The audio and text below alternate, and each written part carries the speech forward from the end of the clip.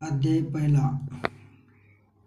धृतराष्ट्र म्हणाले, हे संजय, धर्मभूमीवर असलेल्या कुरुक्षेत्राच्या इच्छेने एकत्र जमलेले माझे आणि माझ्या पांडवांच्या मुलांनी काय केले?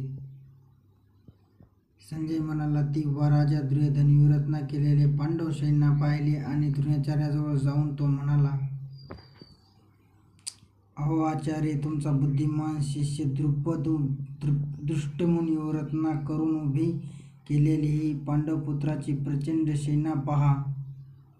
ह्या सैन्यात मोठे मोठे धनुष्य घेतलेले भीष्म, अर्जुन यासारखे शूरवीर, सात्विक, विराट, महारथी धृष्टद्युम्न, धृष्टकेतू, चिकिताना, बलवान काशीराज, पुराजित, कुंती, भोज, नरश्रेष्ठ, शंभो, पराक्रमी, युद्धमन्यू, शक्तिमान, उत्तम भोज, सुभद्रापुत्र अभिमन्यू आणि द्रुपदीचे 5